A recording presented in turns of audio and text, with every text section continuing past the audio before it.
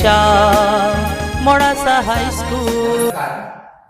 છેલ્લે આપણે એલસીઆર શ્રેણી એસી પરિપથમાં અનુનાદની તીક્ષ્ણતાની સમજ મેળવી અને તેને અનુરૂપ ગુણવત્તા અંક ક્વોલિટી ફેક્ટર q ને વ્યાખ્યાયિત કર્યા.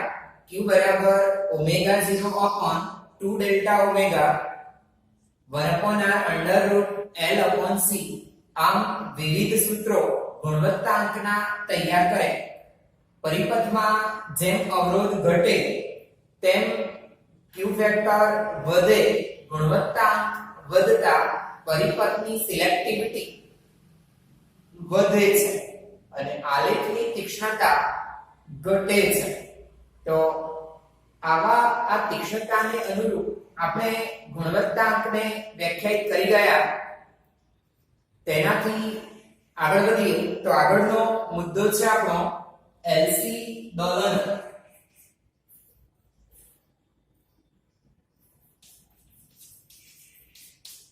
LC oscillation. તેમાં આપણો ત્રણ ભાગમાં વિવિધ પ્રકારનો પ્રશ્ન થઈ શકે. તો પહેલા ભાગમાં આપણે વાત કરવી છે એલસી પરિપથ એટલે શું, એલસી દોલનો ની વ્યાખ્યા આપી. એલસી પરિપથ માટે વિદ્યુતભારના સ્વરૂપમાં વિકલ સમીકરણ તૈયાર કરો તથા તે સમીકરણનો ઉકેલ મેળવો. તો સૌપ્રથમ વાત કરીએ એલસી પરિપથ. આમ તો નામની અંદર જ એની માહિતી આપી છે. L એટલે ઇન્ડક્ટર કે જેનું ઇન્ડક્ટન્સ L છે અને C એટલે કેપેસિટન્સ, કેપેસિટરનું કેપેસિટન્સ C છે. તો આવા કોઈ કેપેસિટરની બે પ્લેટોની સાથે ઇન્ડક્ટરને જોડી દઈએ તો તૈયાર થતો જે પરિપથ મળે તેને આપણે એલસી પરિપથ તરીકે ઓળખીશું. તેવા એલસી પરિપથમાં એલસી દોલનોની વાત કરવી છે. તો એલસી દોલનોમાં સંપૂર્ણ ચાર્જ કરેલું કેપેસિટર લઈ લઈએ અને તેની સાથે અવરોધ રહિત ઇન્ડક્ટરને જો જોડી દઈએ તો ઇન્ડક્ટર થકી વિદ્યુતભાર કેપેસિટરની એક પ્લેટ પરથી બીજી પ્લેટ ઉપર અને બીજી પ્લેટ પરથી પહેલી પ્લેટ પર દોલનો કરે છે. તેની ચોક્કસ આવૃત્તિ તથા ચોક્કસ કંપવિસ્તાર મળશે આપણને. આવા જે દોલનો થશે વિદ્યુતભારના દોલનો, તેને જ આપણે એલસી દોલનો તરીકે ઓળખીએ છીએ. તો સૌપ્રથમ એલસી પરિપથની વ્યાખ્યા લખીએ. કેપેસિટરની બે પ્લેટ સાથે અવરોધ રહિત ઇન્ડક્ટરને જોડતા તૈયાર થતા પરિપથને એલસી પરિપથ કહે છે. તેમાં વાત કરીએ એલસી દોલન. સંપૂર્ણ વિદ્યુતભારિત કેપેસિટરને અવરોધ રહિત ઇન્ડક્ટર સાથે જોડતા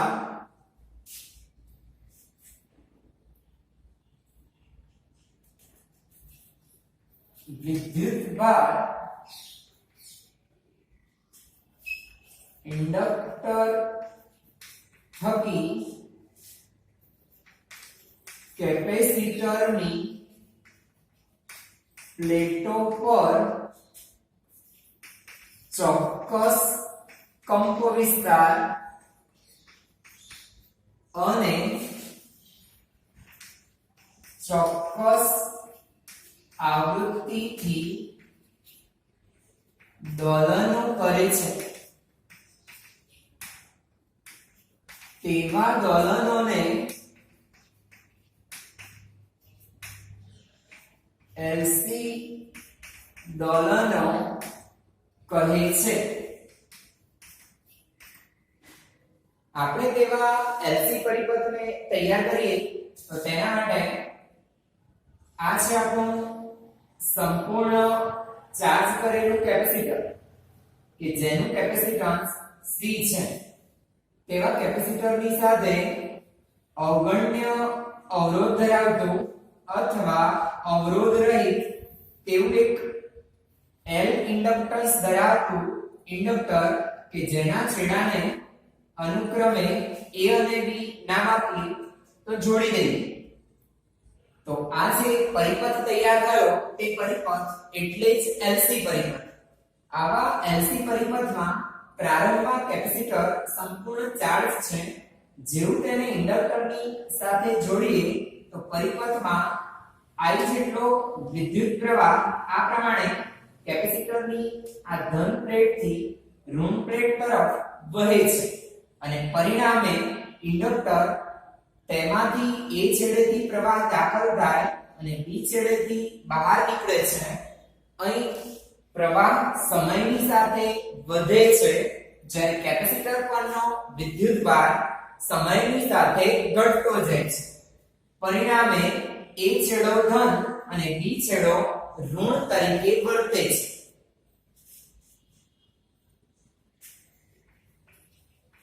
સંપૂર્ણ ચાર્જ કરેલ કેપેસિટર ને અવરોધ રહિત ઇન્ડક્ટર સાથે આકૃતિ મુજબ જોડતા સમય સાથે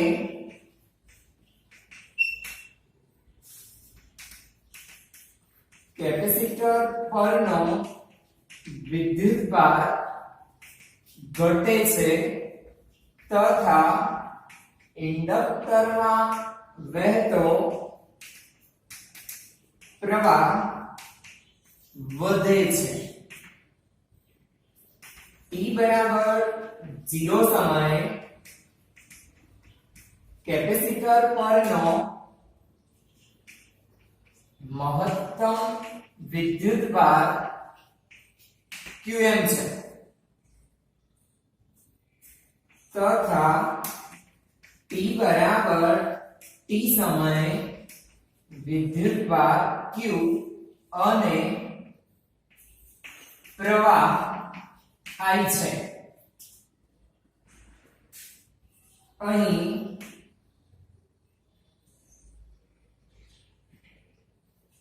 પ્રવાહ I સમય સાથે વધે છે તેથી di/dt ધન હોવાથી ઇન્ડક્ટર માટે A છેડો ધન અને B ઋણ તરીકે વર્તે છે. VA > VB છેડા A નું સ્થિતિમાન વધારે અને B નું સ્થિતિમાન ઓછું મળશે. બીજી બાબત વિદ્યુતભાર સમય સાથે ઘટે છે તથા કેપેસિટર પરનો વિદ્યુતભાર સમય સાથે ઘટતો હોવાથી I બરાબર dq/dt વિદ્યુતભાર ઘટે છે માટે I ઋણ મળે છે. તો આવી આપણી સ્થિતિમાં આપણે આજે આપણો એલસી પરિપથ છે તેને કિર્ચોફનો બીજો નિયમ લગાડી રહ્યા છીએ. બીજો નિયમ લગાડતા પહેલા ઇન્ડક્ટર માટે જોઈએ તો ઇન્ડક્ટર ના બે છેડા વચ્ચેનું વિદ્યુત સ્થિતિમાન E કે VL પ્રકરણ 6 પ્રમાણે -L di/dt તથા કેપેસિટર કેપેસિટરના બે છેડા વચ્ચેના વોલ્ટેજ જેને VC કહો VC બરાબર t સમયે વિદ્યુતભાર Q અને કેપેસિટન્સ C હોવાથી Q/C આપેલ પરિપથમાં કિર્ચોફના બીજા નિયમ મુજબ VL plus VC બરાબર 0. તો ઇન્ડક્ટરનું સ્થિતિમાન કેપેસિટરનું સ્થિતિમાન એનો સરવાળો 0 થશે. પણ VL અને VC ની કિંમત આપણે જાણીએ છીએ માટે VL ના બદલે -L di/dt plus Q/C બરાબર 0.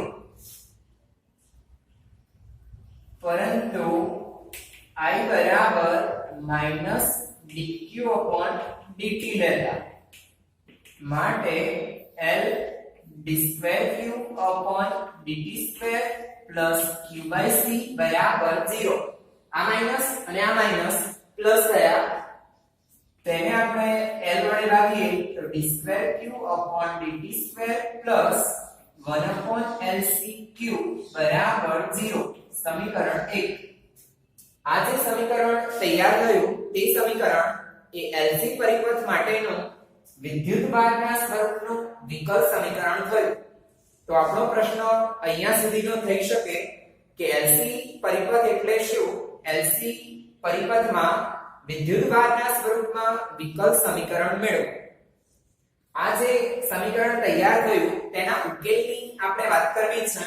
એટલે આગળ આપણને એમ કહી શકીએ કે LC પરિપથ માટે વિદ્યુતભારના સ્વરૂપનું વિકલ સમીકરણ લખી તેનો ઉકેલ મેળવો. તો આ આપણું સમીકરણ તૈયાર થયું તેને આપણે d2q/dt2 plus ω02 q બરાબર 0 વડે પણ દર્શાવી શકીએ, જ્યાં ω02 બરાબર 1/LC માટે ω0 બરાબર 1/√LC. સમીકરણ 3. તેને અનુલક્ષી અને આગળ વધીએ તો આ જે સમીકરણ આપણને મળ્યું LC પરિપથમાં વિદ્યુતભારના સ્વરૂપનું વિકલ સમીકરણ કે જેમાં બે વાર વિકલન જોવા મળશે, તેથી તેને દ્વિતીય ક્રમનું વિકલ સમીકરણ તરીકે પણ ઓળખીશું. જે LC પરિપથ માટે વિદ્યુતભારના સ્વરૂપમાં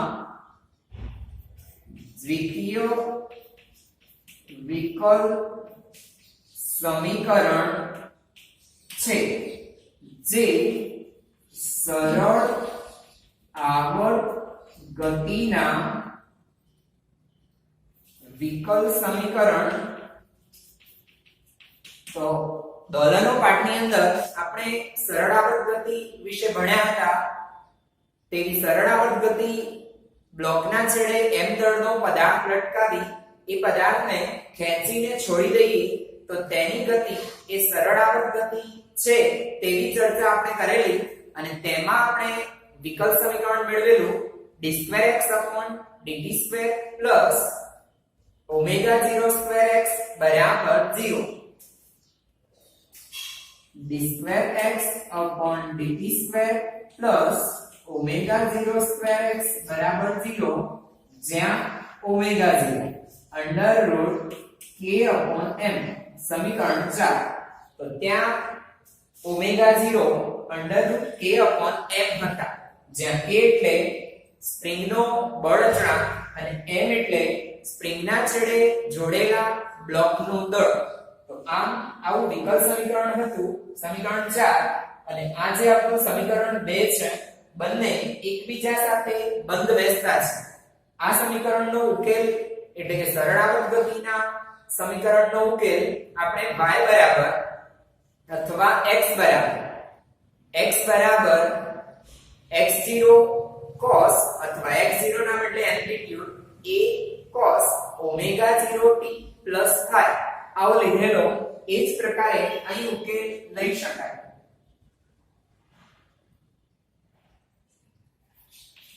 જેવું હોવાથી સમીકરણ 2 નો ઉકેલ q બરાબર qm cos omega 0t plus 5 સમીકરણ નંબર 5 મળે, જ્યાં qm એ કેપેસિટર પરનો મહત્તમ વિદ્યુતભાર તથા phi એ કડા અચળાંક એટલે કે t બરાબર 0 સમયની કડા છે. આવી આ બંને કિંમતો મેળવવા માટે આપણી સ્થિતિને યાદ કરીએ. અહીં પ્રારંભમાં કેપેસિટર સંપૂર્ણ ચાર્જ કરેલું છે અને સંપૂર્ણ ચાર્જ કર્યું હોય ત્યારે કેપેસિટરની પ્લેટો પરનો વિદ્યુતભાર મહત્તમ હોય qm જેટલો. એટલે t બરાબર 0 ત્યારે સમીકરણ 5 માં t બરાબર 0 ત્યારે q બરાબર qm હોવાથી તો t0 q અને qm સરખા ત્યારે જ થાય જ્યારે cos phi બરાબર 1 હોય. t0 મૂક્યા એટલે q બરાબર qm cos phi, પણ q અને qm સરખા ત્યારે જ થાય જ્યારે cos phi બરાબર 1. માટે phi બરાબર 0 ડિગ્રી.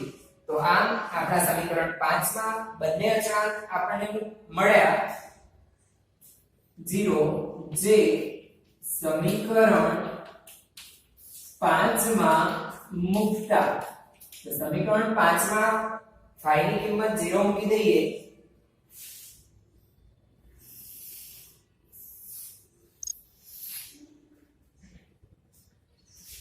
માટે q બરાબર qm cos ઓમેગા 0t અને phi ને 0 કર્યા એટલે આવું કંઈક સૂત્ર તૈયાર થયું. સમીકરણ નંબર 6 જે દર્શાવે છે કે કેપેસિટરની પ્લેટ પરનો વિદ્યુતભાર એ cos વિધેય મુજબ સમયની સાથે બદલાય છે. તેને અનુરૂપ આપણે ઇન્ડક્ટરમાંથી વહેતો વિદ્યુત પ્રવાહ નક્કી કરવો છે તથા t સમયે પરિપથમાં વહેતો વિદ્યુત પ્રવાહ I બરાબર -dq/dt. અહીં ઋણ ચિહ્ન વિદ્યુતભાર સમય સાથે ઘટે છે માટે લેવામાં આવ્યું છે. સમીકરણ 6 નું વિકલન કરવું છે d/dt of qm cos omega 0t. qm અચળ એટલે 12 આવ્યા, cos ઓમેગા 0t તેનું સમયની સાપેક્ષે વિકલન cos નું વિકલન માઈનસ સાઇન, પણ આ માઈનસ છે ધ્યાનમાં લઈશું d/dt of cos t equal to -sin t, પણ આ માઈનસ છે એટલે minus minus plus sin t ના બદલે ઓમેગા 0t. જ્યારે પણ t ના બદલે અન્ય કોઈ પદ હોય તો તેનું ફરીથી વિકલન કરી ગુણવા પડે. તો t ના બદલે ઓમેગા 0t છે. ઓમેગા 0t માં ઓમેગા 0 અચળ એટલે બહાર લઈશું qm ઓમેગા 0 dt/dt 1 થાય માટે I બરાબર qm omega 0 sin omega 0 t થશે. t બરાબર 0 સમયે આપણે જાણીએ છીએ કે ઇન્ડક્ટર સંપૂર્ણ ડિસ્ચાર્જ છે, પરિપથમાં કોઈ જ પ્રવાહ વહેતો નહોતો એટલે t0 sin 0 0 I બરાબર 0, પ્રવાહ 0 થશે. આવો પ્રવાહ મહત્તમ મેળવવા માટે આપણે sin ઓમેગા 0t ની કિંમત 1 કરવી પડે. sin 90 1 થાય ત્યારે I બરાબર Im થાય. એટલે આને આપણે Im કહીશું Im sin ઓમેગા 0t, જ્યાં Im આપણે Qm ઓમેગા 0 તેના બદલે લખીશું સમીકરણ 7. તો આમ કેપેસિટરની પ્લેટ પરનો વિદ્યુતભાર સમયની સાથે cos વિધેય મુજબ, જ્યારે પરિપથમાં વહેતો વિદ્યુત પ્રવાહ સમયની સાથે sin વિધેય મુજબ બદલાય છે. તો આ વિદ્યુતભારના સ્વરૂપના વિકલ સમીકરણ, તેનો ઉકેલ એટલે કે Q અને I બંનેના સૂત્રો આપણે તૈયાર કરે. તેને અનુલક્ષી અને આગળ વધીએ તો આપણે વાત કરવી છે આવા LC દોલનો. તો LC દોલનો સમજાવો. આગળ વધીએ LC દોલનો. તો આવા સંપૂર્ણ ચાર્જ કરેલા કેપેસિટર, તેની સાથે અવગણ્ય અવરોધ ધરાવતું ઇન્ડક્ટર જોડી અને આપણે LC પરિપથ તૈયાર કર્યો. આવા LC પરિપથમાં આપણે ઉકેલ મેળવ્યો વિદ્યુતભાર cos વિધેય મુજબ અને વિદ્યુત પ્રવાહ sin વિધેય મુજબ સમયની સાથે આવર્ત રીતે બદલાય છે. તો આવા આવર્તકાળ જેટલા સમયને અનુરૂપ આપણે LC દોલનો સમજવા છે. આપણે ચર્ચા કરી ચૂક્યા કે t બરાબર 0 સમયે કેપેસિટર પરનો વિદ્યુતભાર મહત્તમ છે Qm જેટલો, અને ત્યારે પરિપથમાં I બરાબર 0 છે, વિદ્યુત પ્રવાહ 0 છે. આવી સ્થિતિથી આપણે શરૂઆત કરીશું. તો આ છે આપણા વિવિધ કિસ્સાઓ માટેના LC પરિપથ, અને તેવા પાંચેક LC પરિપથ માટે આપણે સમજ મેળવવા જઈ રહ્યા છીએ. તો પાંચ વિવિધ સ્થિતિની સૌપ્રથમ હું આકૃતિ રજૂ કરીશ.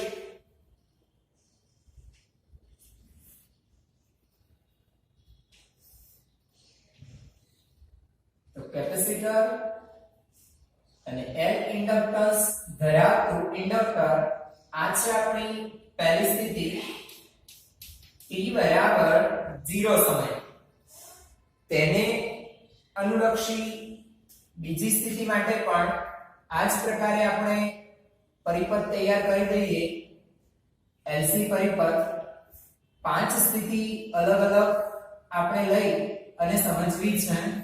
સમય આવર્તકાળ જેટલો t જેટલો પસાર થાય, આપણે તેના કરતા અડધા સમય માટે અભ્યાસ કરવા જઈ રહ્યા છીએ કેપેસિટન્સ ઇન્ડક્ટર. બીજું આપણે લઈશું સમય એ 0 કરતા વધારે અને આવર્તકાળના ચોથા ભાગ કરતા ઓછો, વચ્ચેની સ્થિતિ, અથવા t/4 સમય પણ કહી શકાય. તેનાથી આગળ આપણે વાત કરવી છે આવર્તકાળના ચોથા ભાગ કરતા વધારે સમય, ત્યારની અનુરૂપ સ્થિતિની. તો કેપેસિટન્સ C, ઇન્ડક્ટન્સ L. ત્રીજી સ્થિતિ છે આપણી કે જેમાં સમય t બરાબર t/4 છે. ત્યાર પછી ચોથી સ્થિતિ કે જેમાં સમય t/4 થી વધારે અને t/2 કરતા ઓછો, ત્યારનો અનુરૂપ પરિપથ અહીં દર્શાવીશું. તેમાં ઇન્ડક્ટર અને કેપેસિટરની અનુરૂપ સ્થિતિ સમજતા જઈશું અને એને દર્શાવતા જઈશું. પાંચમો સમય છે t બરાબર t/2, આવર્તકાળ કરતા અડધો સમય. તો ત્યારે કેપેસિટર અને ઇન્ડક્ટર શું સ્થિતિ છે તે સમજવા માટે અહીં આપણે પાંચમી આકૃતિ રજૂ કરી રહ્યા છીએ. તો આવી આપણી પાંચ અલગ અલગ સ્થિતિમાં આપણે ચર્ચા કરવા જઈ રહ્યા છીએ. તો શરૂઆત કરીએ t બરાબર 0 સમય. t બરાબર 0 સમય કોડ ખુલ્લી છે, અને કોડ ખુલ્લી એટલે ઇન્ડક્ટર કેપેસિટર સાથે જોડાયેલું નથી. પ્રારંભમાં કેપેસિટરની પ્લેટ પર મહત્તમ વિદ્યુતભાર છે. ધારો કે ઉપરની પ્લેટ ધન અને નીચેની પ્લેટ ઋણ છે. વિદ્યુતભાર Qm જેટલો છે. વિદ્યુત ક્ષેત્ર ધન થી ઋણ પ્રવર્તી રહ્યું છે. એટલે બધી જ ઉર્જા કેપેસિટરમાં સંગ્રહિત છે. તો t બરાબર 0 સમયે વિદ્યુતભાર Q બરાબર Qm છે. વિદ્યુત પ્રવાહની વાત કરીએ તો I બરાબર 0 છે. કોઈ જ વિદ્યુત પ્રવાહ વહેતો નથી. તેને અનુલક્ષી અને આપણે વાત કરવી છે એની ઉર્જાઓની. તો કેપેસિટર સંપૂર્ણ ચાર્જ છે એટલે કેપેસિટરમાં સંગ્રહિત ઉર્જા જેને આપણે UE કહીશું વિદ્યુત ક્ષેત્રના સ્વરૂપમાં q²/2c સંબંધ મુજબ qm²/2c પણ ઇન્ડક્ટરમાંથી વહેતો વિદ્યુત પ્રવાહ 0 છે માટે તેમાં સંગ્રહિત ઉર્જા કે જે ચુંબકીય ક્ષેત્રના સ્વરૂપમાં છે તે શૂન્ય થશે. આ જે સ્થિતિ છે તેને આપણે બ્લોકની અનુરૂપ સ્થિતિ સાથે સરખાવવા જઈ રહ્યા છીએ. તો બ્લોકની અનુરૂપ સ્થિતિ તો શરૂઆતમાં k બળ અચળાંક ધરાવતી સ્પ્રિંગની સાથે આપણે m દળનો એક બ્લોક જોડ્યો છે અને તેના જે દોલનો થાય તે દોલનોને અહીં આપણે ધ્યાનમાં લઈ રહ્યા છીએ. આ છે x બરાબર 0 સંતુલન સ્થિતિ અને ત્યાંથી કંપ વિસ્તાર જેટલું તેનું સ્થાનાંતર છે. બ્લોકને મહત્તમ સ્થાનાંતર કરાવેલું છે એ જેટલું. આ સ્થિતિમાં આપણે જાણીએ છીએ તેમ કે સ્થાનાંતર x જેટલું છે એટલે સ્થિતિ ઉર્જા u 1/2 kx² x ના બદલે a 1/2 ka² કાઇનેટિક એનર્જી ગતિ ઉર્જા 1/2 mv² છેડે વેગ 0 માટે ગતિ ઉર્જા 0 થશે. માટે તંત્રની કુલ યાંત્રિક ઉર્જા એટલે જ સ્થિતિ ઉર્જા. આપણા કિસ્સામાં તંત્રની કુલ ઉર્જા એટલે જ વિદ્યુત સ્થિતિ ઉર્જા UE થશે. હવે પછી આપણે કોર્ડને બંધ કરીએ છીએ. કોર્ડને બંધ કરીએ એટલે કેપેસિટરનું ડિસ્ચાર્જિંગ શરૂ થશે. વિદ્યુતભાર ઘટતો જશે. તો વિદ્યુતભાર સમયની સાથે ઘટે છે. પરિણામે પરિપથમાં પ્રવાહ વહેવા લાગે છે. તો I જેટલો પ્રવાહ વહે છે. વિદ્યુત ક્ષેત્ર ધનથી ઋણ પ્રવર્તે છે. પ્રવાહ વહેવાથી ઇન્ડક્ટર કે જે ચુંબકીય ક્ષેત્રના સ્વરૂપમાં ઉર્જાનો સંગ્રહ કરે છે તો ઇન્ડક્ટર માં ચુંબકીય ક્ષેત્ર પ્રવર્તે છે અને ઇન્ડક્ટર ઉર્જાનો સંગ્રહ કરે છે. આવી આપણી સ્થિતિમાં વિદ્યુતભાર Q બરાબર 0 થાય છે. Q બરાબર Q લઈશું અને તેને અનુરૂપ ઇન્ડક્ટરમાંથી I જેટલો પ્રવાહ વહે છે t સમયે. તેથી કેપેસિટરમાં સંગ્રહિત ઉર્જા UE q²/2c અને ઇન્ડક્ટરમાં સંગ્રહિત ઉર્જા UB 1/2 Li² મળે છે. એટલે કે કેપેસિટર અને ઇન્ડક્ટર બંનેમાં ઉર્જા સંગ્રહિત છે એટલે તંત્રની કુલ ઉર્જા એટલે જ UE UB મળે છે. આવી આપણી આ સ્થિતિને આપણે સ્પ્રિંગના છેડે જોડેલા બ્લોક દ્વારા પણ રજૂ કરી શકીએ. તો હવે આપણે છેડા આગળથી બ્લોકને મુક્ત કર્યો છે. તો મુક્ત કરતા તેનું સ્થાનાંતર એ કંપ વિસ્તાર કરતા કંઈક ઘટ્યું છે એટલે સ્થાનાંતર x જેટલું છે. સ્થાનાંતર x જેટલું હોવાથી તેમાં સંગ્રહિત સ્થિતિ ઉર્જા 1/2 kx² અને હવે બ્લોક v વેગથી ગતિ કરે છે તેથી તેની ગતિ ઉર્જા 1/2 mv² થશે. તો આમ આ સ્થિતિમાં સ્થિતિ ઉર્જા અને ગતિ ઉર્જા બંનેનો સરવાળો એ તંત્રની કુલ ઉર્જા આપે છે. તેને અનુલક્ષી અને આગળ વધીએ તો ત્રીજી સ્થિતિ t/4 સમયે t/4 સમયે તેને અનુરૂપ આપણે અહીં સમજ મેળવવી છે તો કેપેસિટર સંપૂર્ણ ડિસ્ચાર્જ થઈ જાય છે, ખાલી થઈ જાય છે અને ઇન્ડક્ટર સંપૂર્ણ ચાર્જ થઈ જાય છે. એટલે ઇન્ડક્ટરમાં પ્રવાહ મહત્તમ બને છે જ્યારે કેપેસિટર પરનો વિદ્યુતભાર શૂન્ય બને છે. I મેક્સિમમ છે Im જેટલા. તો આવી આપણી અનુરૂપ સ્થિતિમાં વિદ્યુતભાર Q બરાબર 0, વિદ્યુત પ્રવાહ I બરાબર In છે. માટે કેપેસિટરમાં સંગ્રહિત ઊર્જા કે જે વિદ્યુત ક્ષેત્રના સ્વરૂપમાં હતી તે શૂન્ય મળે છે, જ્યારે ઇન્ડક્ટરમાં સંગ્રહિત ઊર્જા UB મહત્તમ થાય છે 1/2 L I ના બદલે Im². આ સ્થિતિને આપણે બ્લોકની અનુરૂપ સ્થિતિ દ્વારા દર્શાવીએ તો હવે સ્પ્રિંગ પોતાની સંતુલન સ્થિતિએ પહોંચી જાય છે અને ત્યારે બ્લોકનું સ્થાનાંતર 0 છે. તો x બરાબર 0 આગળ પહોંચી જાય છે. તેથી સ્થિતિ ઊર્જા 0 અને ગતિ ઊર્જા 1/2 mv², v મેક્સિમમ વેગ મહત્તમ મળે છે. એટલે યાંત્રિક ઊર્જા એટલે જ ગતિ ઊર્જા આપણને આ સ્થિતિમાં જોવા મળે છે. તેનાથી આગળ વધીએ તો હવે આપણે સમય t/4 અને t/2 ની વચ્ચે લઈએ તો આ પ્રવાહના કારણે કેપેસિટર વિરુદ્ધ પોલારિટી ધ્રુવત્વ પ્રાપ્ત કરે છે અને નીચેની પ્લેટ જે ઋણ હતી તે હવે ધન થવા લાગે છે. પરિપથમાં I જેટલો પ્રવાહ તે જ દિશામાં વહ્યા કરે છે, પણ પ્રવાહના કારણે કેપેસિટર ચાર્જ થઈ રહ્યું છે, માટે ઇન્ડક્ટરનું ધીમે ધીમે પ્રવાહ ઘટતા ડિસ્ચાર્જિંગ શરૂ થાય છે. પણ અહીં આપણે જોઈ શકીએ છીએ કે વિદ્યુત ક્ષેત્રની દિશા ઉલટાઈ છે, પોલારિટી ધ્રુવત્વ ઉલટાઈ છે. વિદ્યુતભાર Q બરાબર Q થાય છે.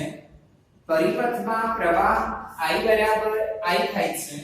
તેને અનુરૂપ વિદ્યુત સ્થિતિ ઊર્જા Q²/2C મળે છે અને ઇન્ડક્ટરની ઊર્જા 1/2 Li² મળે છે. એટલે કે આપણી બીજી આકૃતિના જેવી વિદ્યુતભાર અને પ્રવાહની સ્થિતિ છે, માત્ર પોલારિટી ઉલટી જોવા મળે છે. આ સ્થિતિને આપણે બ્લોક અને સ્પ્રિંગની અનુરૂપ સ્થિતિ સાથે દર્શાવીએ તો હવે સ્પ્રિંગનું સંકોચન થાય છે અને પરિણામે બ્લોક x જેટલું આ x બરાબર 0 ત્યાંથી x જેટલું સ્થાનાંતર અનુભવે છે. માટે સ્થિતિ ઊર્જા 1/2 kx² બને છે અને ગતિ ઊર્જા 1/2 mv² મળે છે. એટલે બંને ઊર્જાઓનો સરવાળો એ તંત્રની કુલ ઊર્જા એટલે કે યાંત્રિક ઊર્જા આપે છે.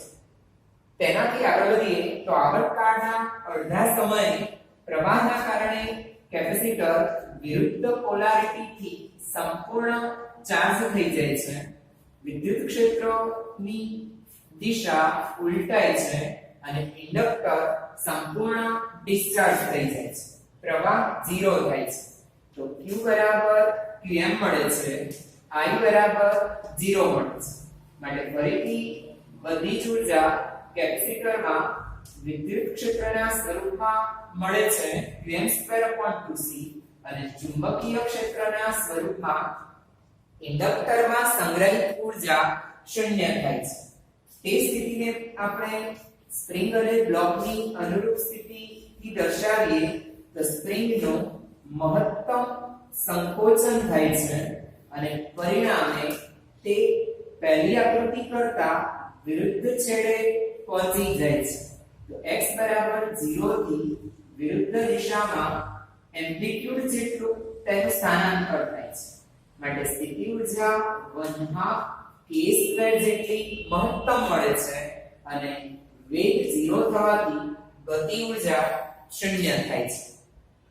આ જ બાબત ફરીથી ક્રમશઃ આગળ જતા જઈએ તેમ હવે પ્રવાહની દિશા ઉલટાય છે અને ફરીથી વિદ્યુત સ્થિતિ ઉર્જા ઘટે છે અને ચુંબકીય ક્ષેત્રના સ્વરૂપમાં સંગ્રહિત ઉર્જા વધે છે. આમ કરતા કરતા UE0 અને UB મહત્તમ થાય છે. ફરીથી પ્રવાહના કારણે કેપેસિટર વિરુદ્ધ પોલારિટી થી ચાર્જ થાય છે અને આમ કરતા કરતા T બરાબર કેપિટલ T સમયે T બરાબર 0 સમયની અનુરૂપ સ્થિતિ આપણને ફરીથી પ્રાપ્ત થાય છે.